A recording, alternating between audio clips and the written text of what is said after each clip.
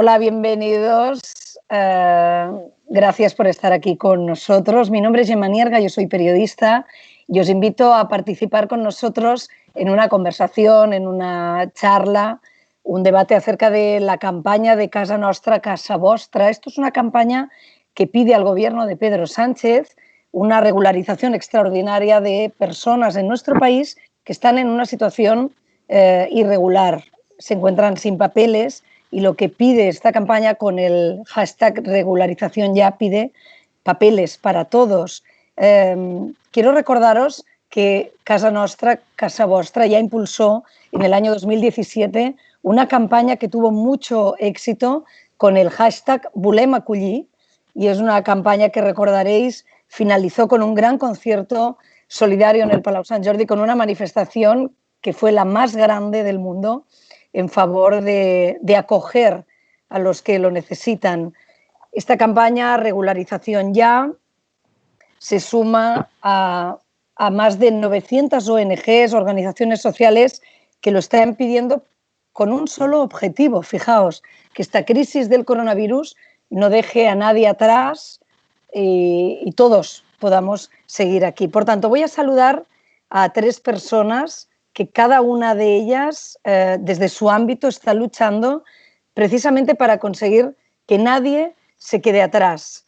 Empiezo saludando a Yamile Caicedo. Ella es representante del Grupo Asociación Sanitarios Inmigrantes Solidarios. Yamile, hola, bienvenida.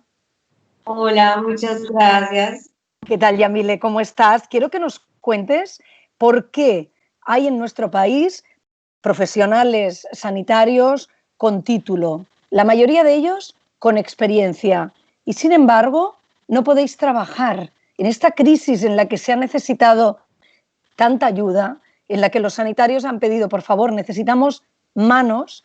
Vosotros, Yamile, la gente a la que tú representas, sos enfermeras, médicos con experiencia y no habéis podido trabajar. ¿Por qué? Bueno, en medida porque algunos de mis compañeros aún no tienen su título homologado, otros que lo tienen, no tienen un permiso de residencia o no tienen un permiso de trabajo. La homologación de títulos que sí que lleva cierto tiempo, algunas veces va desde 6 meses hasta 20 meses, incluso un poco más, dependiendo de los títulos a homologar. No es lo mismo homologar un título de una enfermera, auxiliar de enfermería, a de un médico que tiene varias especializaciones. Entonces, los procesos difieren de acuerdo, lo dije, a los títulos y al perfil profesional de cada uno. Entonces, eso es un impedimento.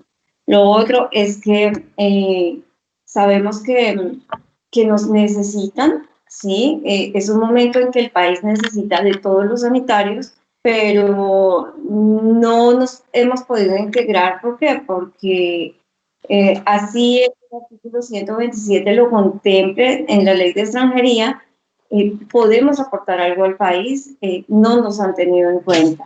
Esa es la razón por la que no hemos estado ahí en primera línea con nuestros colegas. Tienes razón, Yamile, que el artículo 127, como tú citas, de la ley de extranjería, dice que se les puede otorgar residencia, permiso para aquellas personas que den servicio al país en un caso excepcional. Yamile, tú eres de Colombia, vives unos años, trabajas en Alemania, pero la crisis del coronavirus te ha pillado aquí, te ha dejado en Barcelona, casi podemos decir que te ha dejado aquí encerrada, ¿no, Yamile?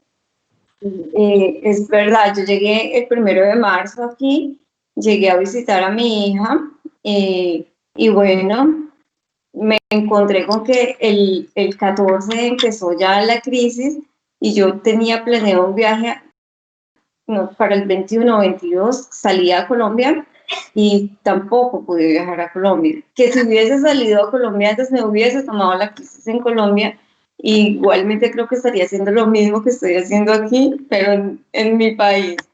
Me tocó quedarme aquí y pues no quise quedarme sin hacer nada. Dije, bueno, voy a ser voluntaria, voy a averiguar cómo tengo que hacer. entré a algunas páginas de internet, lo miré y siempre me decían, bueno, es que no tienes un NI en este país, no tienes un título homologado aquí, como que se te va a hacer un poco difícil. Cuando ya entré a los grupos de internet, me di cuenta que muchas personas querían ayudar, pero pues tenían el mismo impedimento que yo tenía. Entonces dije, no, pero pues podemos hacer algo, podemos ser voluntarios, podemos ayudar a nuestra manera. Nos unimos, empezamos 4, luego ya fuimos 10, 20, a los 5 días éramos 50, ahora somos 200 y se nos están uniendo más grupos que están haciendo lo mismo en el país. Ya llevamos un grupo casi de 600 sanitarios y sabemos que hay muchos más en el país que no les ha dado la información y pues que están ahí también en espera de qué hacemos. Es un sinsentido, ¿verdad, Yamile? Tú lo decías, con la necesidad que hay de sanitarios, los hemos visto trabajando y ahora dentro de un momento hablaremos con Kartik y con Daniel y nos lo podrán confirmar, pero con la necesidad que hay de gente, de manos, de personas que ayuden, es un sinsentido que a vosotros no os hayan permitido hacerlo. Yamile, te quiero preguntar, ¿has podido hacer algo? ¿Estás trabajando como voluntaria? ¿O ni eso te han permitido hacer? ¿Que en estos 2 meses ya que llevamos de pandemia, has podido hacer? A ver, directamente con alguna organización del Estado, con Cruz Roja, Cáritas, no hemos podido hacer nada. Algunos de mis compañeros que sí ya llevan un proceso más adelantado han podido acceder a un voluntariado, sí, con algunas instituciones, pero no son más de 7 personas de las 200 que estamos ahora en el grupo. Pero lo que sí hemos hecho es que desde nuestro lado hemos aportado lo que ha estado a nuestro alcance. Hemos estado haciendo algunas campañas por nuestra cuenta, como lo digo, con nuestros recursos, que tampoco son muchos, pero bueno, esperamos seguir dando lo mejor de nosotros y en las capacidades, en lo que podamos, vamos a estar ahí. Yamile, tú has dicho al principio éramos 10, después 20, ahora llegáis a ser, ¿cuántos me has dicho? ¿300? Pero fíjate, Yamile, que tu voz hoy aquí en esta conversación que tenemos es la voz para mí de tantísima gente, miles de personas en nuestro país que se mueven sin papeles, Yamile, y eso es un verdadero drama, ¿no? ¿Qué representa no tener papeles, tener que vivir sin estar regularizado? Como tú lo dices, mi voz no es la voz de 1, ni 100, ni de 200, es la voz de más de 600,000 personas que están esperando obtener un papel, porque estar sin papeles implica estar escondido, estar con miedo, no poder tener un trabajo digno, no tener un salario digno, estar del lado de los que no se ven, por decirlo así. Y es un poco frustrante, lo digo, duele.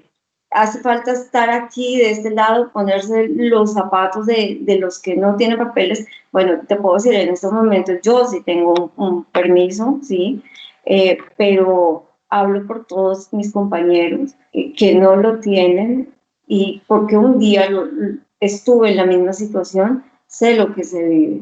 Entonces, sé lo que es tener la familia lejos, tus hijos lejos, no verlos crecer, saltarte muchas etapas bonitas, dejar a tus padres, que tu familia muera, que tú no puedas ir, todas estas cositas que hemos vivido durante estos días del confinamiento, que todos han vivido, lo vive día a día cada una de las personas que están aquí sin papeles. El tener un móvil las 24 horas, porque es la única manera de comunicarte con tu familia, Eso antes como que no lo veíamos así como, ay, pero ¿qué hace con el teléfono todo el tiempo?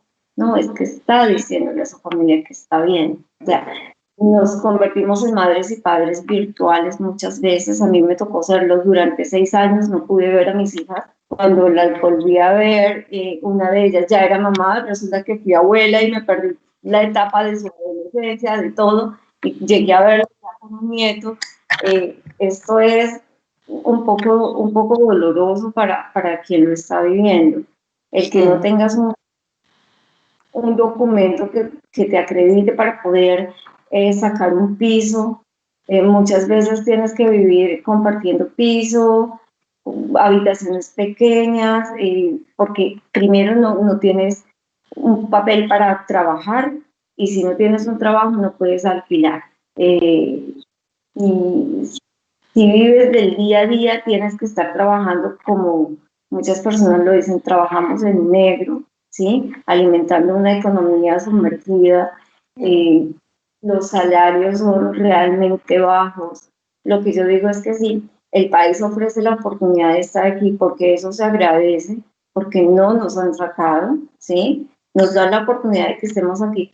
Por lo menos desde el principio, denos la oportunidad de empezar a trabajar, de empezar a aportar. Es que no estamos pidiendo nada diferente a lo que las personas de aquí tienen. Simplemente vamos a trabajar bajo las mismas condiciones.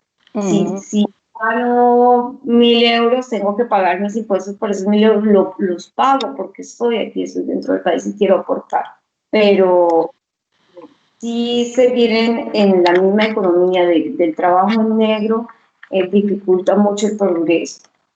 Claro, pues Yamile, es muy interesante escucharte, como tú dices, es una manera de ponernos en vuestros zapatos ahora que hemos sufrido este confinamiento y bueno, tú lo dices muy bien, hay personas sin papeles que ese confinamiento lo están sufriendo desde hace mucho tiempo, muchos años, ese no poder despedirte de tus seres queridos, ¿no? Yamile, quiero presentarte y a todos ustedes también saludar, porque en estas conversaciones que ahora tenemos con pantallas partidas nos hemos acostumbrado a vernos a través de pequeñas ventanitas y yo estoy viendo en una de estas ventanas a Daniel Roca. Daniel es médico, ejerce de médico en el CAP del Raval. Daniel, hola, encantada de saludarte. Hola. Daniel, ¿cómo estás? Muy bien, gracias. Daniel, tú eres médico de familia y por tanto, para quien no lo sepa, Daniel, para quien ahora mismo esté escuchando esta conversación y no sea, por ejemplo, de Barcelona, cuéntanos un poco cómo es el Raval, porque el Raval es un barrio precioso de Barcelona, pero lleno de gente, mucha de ella que ha venido de fuera y quizá muchas de esas personas son esas personas sin papeles que nos decía Yamile, ¿no? Supongo que esa es una realidad que tú conoces muy bien, ¿verdad, Daniel? Bueno, pues en realidad en el Raval es un barrio muy bonito. Invito a todo el mundo que venga a pasear cuando nos lo permitan las circunstancias actuales. Pero, a ver, sí, en realidad en nuestro centro de atención primaria estuve revisando un poco las estadísticas recientes y tenemos alrededor de un 60% de población que proviene de otros sitios del mundo, fuera de España. Y yo concretamente en mi contingente de pacientes tengo unas 80 nacionalidades diferentes y alrededor de un 55-60% de personas provenientes de otros lugares del mundo. Aparte de esta realidad, el barrio del Raval es un barrio de los más desfavorecidos de Barcelona. Probablemente en el momento actual no esté en el top 10, digamos, o en el top 5, pero tradicionalmente y actualmente sigue siendo así. Es uno de los barrios más desfavorecidos desde el punto de vista socioeconómico. Revisando las estadísticas, si la media a nivel socioeconómico se calcula en 100, el Raval estaría alrededor del 60. ¿no? A nivel, son unos índices que utiliza el Departamento de Estadística del Ayuntamiento, por poner un ejemplo, Pedralbes está en el 250, pero encima, o sea, si la media es 100, Pedralbes estaría en el 250 y Raval está en el 60. Hay barrios de la periferia que estarían en el 40, 45, pero bueno, Raval estamos ahí en ese punto, ¿no? Por otro lado, también hay el problema, hablabais de lo difícil que es la situación actual del confinamiento y también quería poner encima de la mesa el problema de la gente sin techo, ¿no? De que bueno, no sé si hablaremos después, pero recientemente, la semana pasada, se ha hecho un recuento, la Fundación Arrels ha hecho un recuento de toda la ciudad y 1.200 y pico personas se han podido contabilizar durmiendo en la calle en una noche de la semana pasada, creo que fue el jueves. Y Raval es uno de los 3 barrios donde se ha contabilizado más gente durmiendo en la calle, ¿no? Por tanto, Daniel, fíjate, en la pandemia nos están diciendo, con la crisis del coronavirus, que nos quedemos en casa, y ese es un mensaje solo para los que tienen casa. Tú pones el acento y es muy importante que lo pensemos, la gente que no puede confinarse porque no tiene vivienda, porque no tiene casa, y todo esto, Daniel, tú como médico, ¿cómo has visto que la crisis del coronavirus ha afectado evidentemente mucho más, de una manera más dura, a todas estas personas vulnerables, ¿no? La pobreza es realmente un factor de riesgo decisivo en esta pandemia del coronavirus, ¿verdad? Pues sí, es así. Curiosamente, esta cifra de 1.200 personas durmiendo en la calle, respecto a los años anteriores en que se han hecho estos recuentos, el año pasado creo que también fueron 1.250 personas, alrededor de esa cifra, y este año ha vuelto a repetirse esa cifra, pero con el hecho de que al principio de la crisis del coronavirus, las autoridades, el ayuntamiento, habilitaron una serie de plazas para alojar a personas que estaban en la calle. Creo que es alrededor de unas 600 plazas para alojar a la gente que estaba en la calle, para permitir la oportunidad de realizar ese confinamiento que estábamos diciendo. Muy al principio de la crisis del coronavirus, esa fue una cuestión que pusimos encima de la mesa, es decir, ¿dónde puede confinarse en casa alguien que no tiene casa?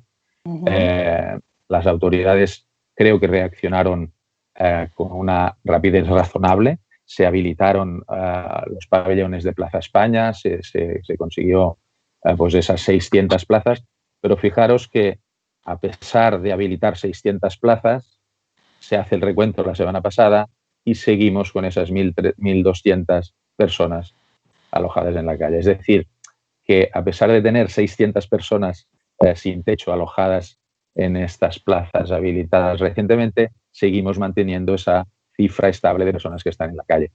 Quiero decir que creo que eso es una crisis que no es circunstancial, sino que es estructural y que requiere repensar el modelo de sociedad en el que vivimos. Quiero saludar también a Kartik Babulal Chandaria. Él trabaja como pediatra en el centro de atención primaria del barrio de La Mina. Fíjate, Daniel, que me hablabas de ese dato, esa media, si la media es de 100, me decías, en el Raval estáis en 60. Si no lo he notado mal, me has dicho que en Sarrià o en Sant Gervasi estarían en 250, ¿no? No sé si... Kartik, hola, bienvenido, Kartik, encantada de saludarte. Igualmente, muchas gracias por invitarme. Kartik, ¿cuál sería la realidad, pues, de La Mina? Porque allí me imagino que tú también ves de cerca familias muy vulnerables, familias inmigrantes, familias gitanas, que están soportando como pueden la crisis del coronavirus. Cuéntanos, ¿cuál es la realidad allí de lo que tú estás viendo en esta pandemia? Sí, yo soy pediatra, entonces yo trabajo mucho con los niños y con lo cual con las familias. Y como dices tú, como ha dicho Daniel también, que en esos barrios son familias muy vulnerables. Y si hablo de los niños, sobre todo afectado al nivel de educación, ¿no? Que es un determinante muy importante para la salud. Lo que se nota sobre todo es que hay muchas familias que no tienen internet en casa o que no tienen un ordenador, con lo cual es muy difícil acceder a las clases para muchas de esas familias o los niños.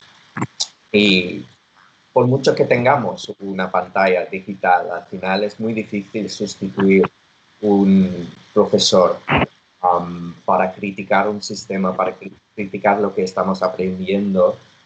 Yo creo que es una cosa muy humana que afecta mucho a los niños, que son niños son sociales, y necesita este contacto humano, ¿no? Para aprender en esta vida.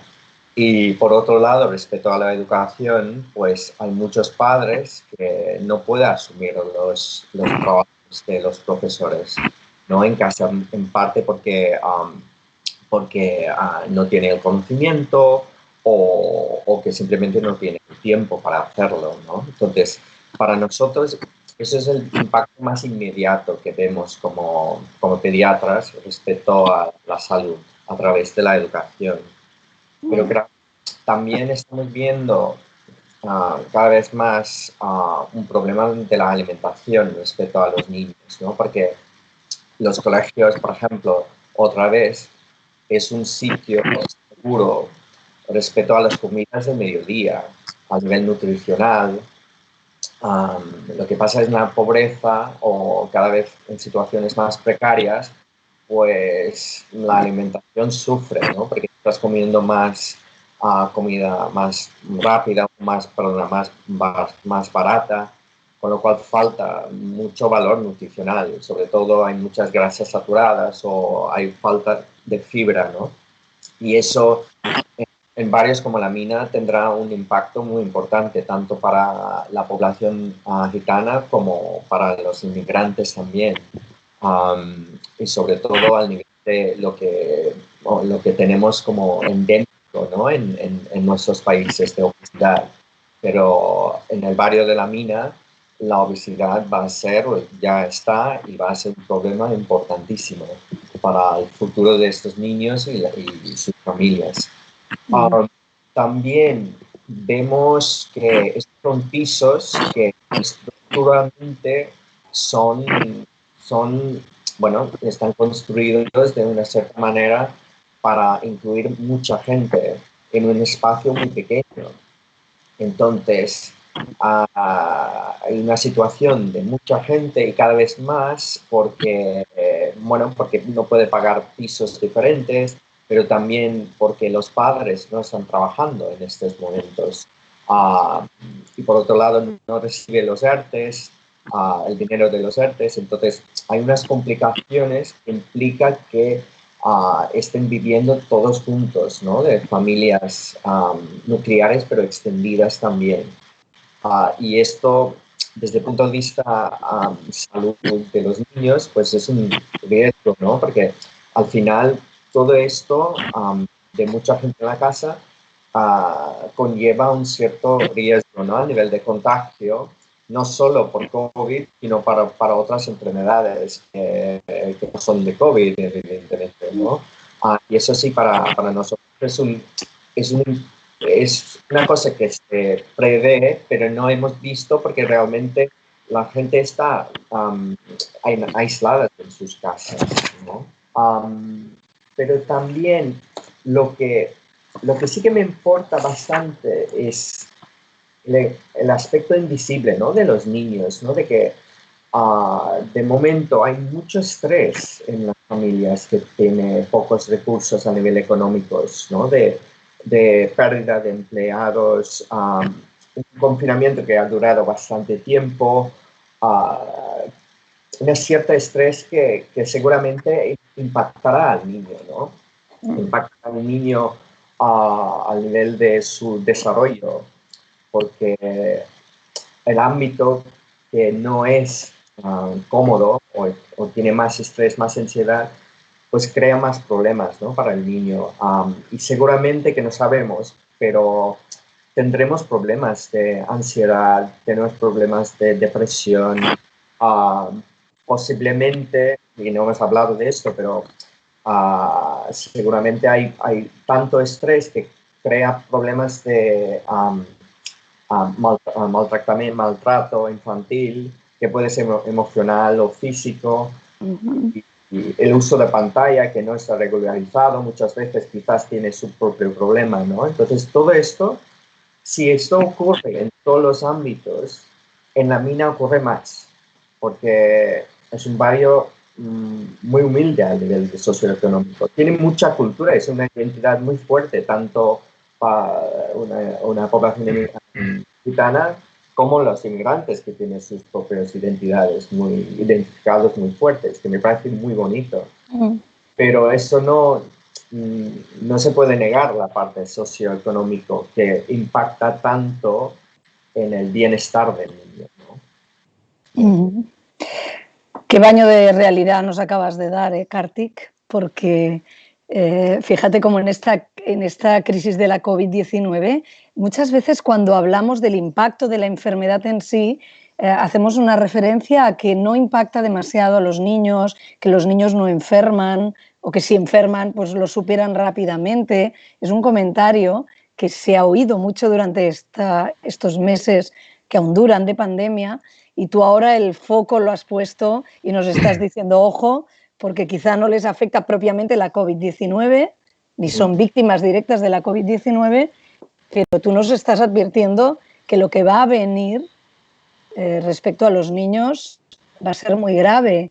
Esta brecha social, esta brecha en la educación, incluso me hablas de malos tratos. Sí, lo que te digo, un baño de realidad para los que vivimos en el mundo confortable de una vivienda que tiene de todo, que es cómoda, es amplia, tienes hijos, pero bueno, no hay problemas de estos que tú reflejas. Enseguida, Daniel, me gustaría que Daniel también opine sobre lo que acabas de comentar, pero Kartik, ¿estas familias están yendo al centro de atención primaria a verte o aún no? Aún cada familia está recluida en casa y los pediatras en la mina no tenéis manera de ver cómo están los niños. Sí, bueno, la idea por parte del sistema sanitario en el CAP es que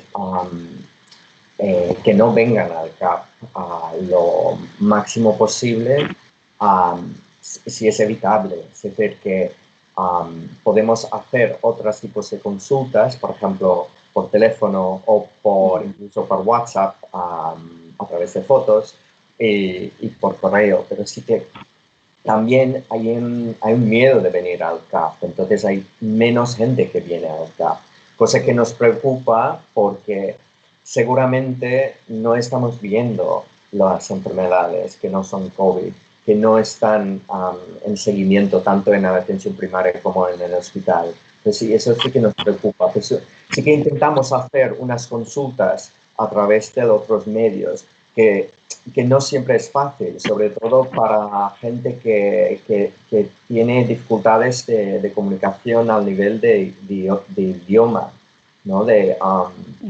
Cuando yo hablo de los niños menos de 5 años, yo hablo muchas veces con las madres, sobre todo, en este ámbito de la mina. Respecto a los inmigrantes, por ejemplo, muchas veces esta consulta que hacemos por teléfono es muchísimo más difícil por la barrera idiomática.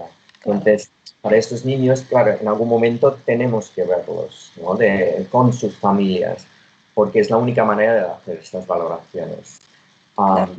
Lo que sí que intentamos hacer es priorizar los problemas más importantes. En nuestro caso es poner las vacunas que que les tocan para enfermedades prevenibles. Que lo que no queremos es que tengamos COVID, pero encima tenemos un problema añadido, que es todas estas enfermedades que hemos dejado por enfocarnos en el COVID, sobre todo en niños menos de 5 años, en los lactantes menos de 2 años. Kartik, tú, como he dicho, pediatra en el CAP de la Mina. Daniel, voy contigo, con todo lo que acabas de escuchar de Kartik. Cuéntame, ¿es una realidad también parecida a la tuya en el Raval? ¿La gente no está yendo al centro de atención primaria y eso te preocupa? Pues sí, es preocupante. Yo creo que, a ver, para contextualizar, yo creo que, y lo hemos visto con anterioridad, todas las situaciones de crisis, los primeros que empiezan a pagar las facturas son las personas más vulnerables y las personas en situaciones de privación socioeconómica, ¿no? Ya lo hemos visto en la última crisis económica que hemos estado viviendo y los recortes, y ahora es un poco lo mismo. En el CAP, a día de hoy, digamos que el CAP está cerrado, nuestro ambulatorio está cerrado a la actividad regular y solo se atienden urgencias. Hemos tenido que reorganizar todas las agendas, se han bloqueado todas las agendas de actividad programada y nos hemos repartido en tres grupos, en 3 equipos. Un equipo para atender a las urgencias respiratorias, otro equipo para atender urgencias, digamos, convencionales, y otro equipo para gestionar toda la cuestión administrativa de recetas, partes de baja y atención telefónica y gestión de la demanda telefónicamente. Claro, esto ha supuesto, a ver, yo creo, y con los compañeros lo hablamos, estamos razonablemente satisfechos con la capacidad de respuesta que hemos podido dar a la adaptación a esta nueva situación. Digamos, incluso me permitiría decir que hemos reaccionado incluso antes de que las administraciones empezaran a mandar protocolos y nos empezaran a dar directrices. Y en este sentido, pues creo que se ha gestionado la situación de emergencia razonable. Respecto, es verdad, hay una parte es decir, en la población existe miedo, la gente no viene al CAP, han entendido muy bien el mensaje de que a día de hoy donde existe el virus es en los hospitales y en los centros médicos, ¿no? Y por tanto han entendido bien el mensaje, pero nuestra preocupación actual es de que antes del coronavirus teníamos una actividad y estamos atendiendo a una serie de patologías crónicas y a una serie de problemas que debido a esta crisis han quedado en stand-by, han quedado en una situación de letargia.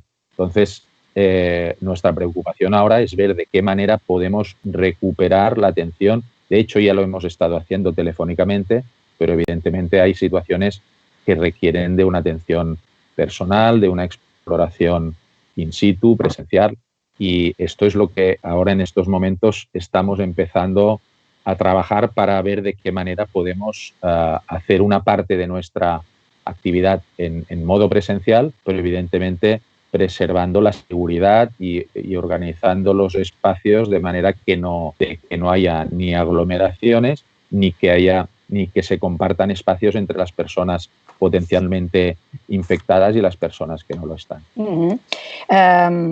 Bueno, estamos aquí en conversación hoy con 3 personas que, como ven, son personas que están muy cerca de los más vulnerables y que cuando en esta crisis hablamos de que nadie puede quedarse atrás, este es un mensaje que nos llega desde el gobierno, nadie puede quedarse atrás, permítanme que lo ponga en duda, yo creo que mucha gente se está quedando atrás y va a seguir quedándose atrás. Esta conversación nos ha invitado a mantenerla los compañeros de Casa Nostra, Casa Vostra, que además han hecho una campaña, un spot, Papers per tothom, papeles para todo el mundo, donde se recoge una idea que a mí me interesa mucho y que como final de esta conversación os quiero plantear, compañeros, y es que hay un virus, dicen, que no tiene un origen natural, sino que es una decisión política, es el virus del racismo, es el virus instalado en las instituciones que determina quién es ciudadano de primera y quién es ciudadano de segunda, que determina quién puede tener derechos y quién no. Este virus es el que deberíamos eliminar de nuestra sociedad y darnos cuenta que a todos debemos tener las mismas oportunidades, todos los niños, los mayores. Por tanto, me gustaría que como reflexión final para los tres pensáramos si el coronavirus, que se dice mucho, nos va a cambiar, nos va a hacer diferentes, nos va a hacer más solidarios. Yamile, vuelvo a ti, Yamile, les recuerdo que es representante del Grupo Asociación Sanitarios Inmigrantes Solidarios. Son gente solidaria que quiere ayudar y no les dejan hacerlo. Yamile, ¿tú cuando oyes esto de que nadie se quede atrás o la crisis del coronavirus nos va a hacer más solidarios, ¿tú qué piensas, Yamile? ¿Sonríes pensando, creo que todo va a seguir igual? No creo que todo vaya a seguir igual. Esta crisis nos ha enseñado a sacar lo mejor de nosotros, a ser un poco solidarios, menos egoístas, a dar un poco de lo que poco tenemos y a pensar un poquito más en los demás, en los que están afuera. Por lo menos lo digo por experiencia propia. Yo vivía en un mundo muy bonito, o tengo algo muy bonito, muy solidificado en Alemania, pero al llegar aquí, al estar en la crisis y ver que la gente que está afuera estaba necesitando ayuda, sacó lo mejor de mí y dije, bueno, voy a ayudar y estoy haciendo todo lo posible por darlo. Yo creo que cada una de las personas que está aquí, que está viendo lo que está pasando, ha tratado de dar lo mejor de sí. Yo creo que esa crisis a todos les ha ayudado a ponerse un poquito, como lo decía antes, en los zapatos de los demás. Porque sé que los mismos españoles, las mismas personas que están aquí dentro del país, lo están haciendo, están tratando de ayudar. Muchas personas se han comunicado con nosotros. ¿Cómo los ayudamos? Qué pena que ustedes no los dejen trabajar en primera línea, pero ¿qué quieren para seguir ayudando a los más vulnerables? Entonces creo que sí, pero a muchas personas les servirá como reflexión para dejar de ser un poco menos egoístas, de pensar en sí mismas y de pensar un poquito en el que está aquí y nos está necesitando. Yamile, perdona, cuando tú dices esto de que nos dejen ayudar, de que den papeles para la gente que quiere echar una mano, porque hablamos en tu caso de sanitarios, de enfermeros, de médicos, sí es bueno que remarquemos, que recalquemos que otros países sí han ofrecido en esta crisis más facilidades a los inmigrantes, ¿verdad? Claro que sí. Está el caso de Portugal, está el caso que está regularizando ahora. Alemania también tomó parte del recurso inmigrante que tenía dentro del país y, y le hizo frente a la crisis. Entonces, lo que nosotros decimos es que, a ver, estamos aquí, tarde o temprano vamos a llegar a un proceso de regularización. Tal vez se nos tarde 3, 4 años, pero va a pasar. ¿Por qué no hacerlo ahora, que es el momento en que nos están necesitando? No lo hablo solo por los sanitarios, lo hablo por mucha gente que puede aportar muchas cosas buenas en este momento, pero que sí, el grupo de sanitarios es un grupo que podría tener cierta prioridad en este momento y pues tampoco está tenido en cuenta. Daniel, ya acabó la última ronda de charla. Daniel, ¿tú crees que va a cambiar algo esta crisis del coronavirus? ¿Crees que podemos tener alguna esperanza de que salgamos de aquí distintos, mejores, reforzados como sociedad? Yo creo que, a ver, yo soy optimista, quiero ser optimista. Creo que esta gran crisis ha sido y está siendo una crisis universal en la que nos ha igualado a todos al mismo nivel. Sí que, de alguna forma, yo creo que ha hecho visualizar realmente la vulnerabilidad a la que todos podemos estar expuestos, ¿no? Sí creo que la Administración ha hecho cosas para permitir, ha creado estas plazas para para confinar a gente y tal, pero lo que a mí a veces me inquieta o me ha sorprendido mucho de esto es que, es decir, estas 1.200 personas que duermen en la calle, esta cifra se mantiene estable y se va manteniendo estable en los últimos 10 años. Para mí, una persona que esté en la calle o una persona que esté en una patera en el Mediterráneo, eso es una emergencia inmediata del momento. Es decir, hay que actuar y las administraciones en este sentido han sido impermeables, son impermeables a este sufrimiento y a esta situación que es una emergencia y que lo es ahora.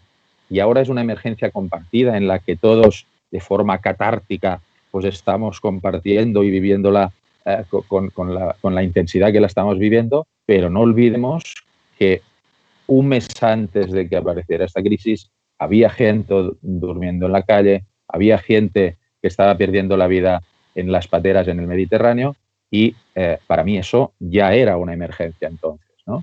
Entonces, que ahora la situación actual sirva para poner esto en el titular y que todos podamos, decir, que haya una sensibilización a nivel de administraciones y de la población general para hacer cosas en este sentido, pues bueno, yo por eso creo que soy optimista, porque de las cosas buenas que vamos a sacar de esta crisis humanitaria es que hay que tomar decisiones y de alguna forma repensar el modelo de sociedad que tenemos para dar respuesta a estas emergencias que, insisto, ya estaban encima de la mesa antes de que apareciera la crisis del coronavirus. Kartik, acabo contigo. ¿Tú crees que será posible cumplir esta promesa cuando oímos por parte del gobierno que esta crisis sanitaria no deje a nadie atrás?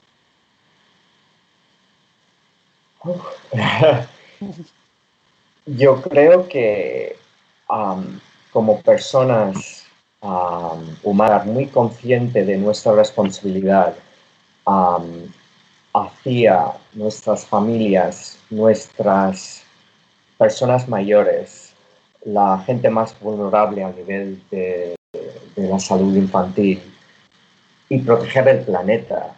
Y esos son las bases. ¿Sí? No podemos consumir más para conseguir todo lo que queremos. No, tenemos que ser más solidarios. Tenemos que luchar por los intereses de todos, porque si no, esto va a colapsar y vamos a tener más enfermedades emergentes con el tiempo. Con lo cual, es importantísimo proteger la salud pública, proteger la educación y que la gente no esté en la calle, que una persona no tenga una nutrición mala. Eso es político. Si yo veo un niño que tiene desnutrición o un niño que está maltratado o un niño que está en la calle, es político. Es que tenemos que ser muy conscientes que todos somos responsables en este proceso político. Y espero que esta crisis haya dado luz de esta responsabilidad que todos tenemos hacia nosotros mismos, pero hacia todos los demás, porque vivimos en simbiosis con todo lo que está alrededor y que no podemos destruirlo todo.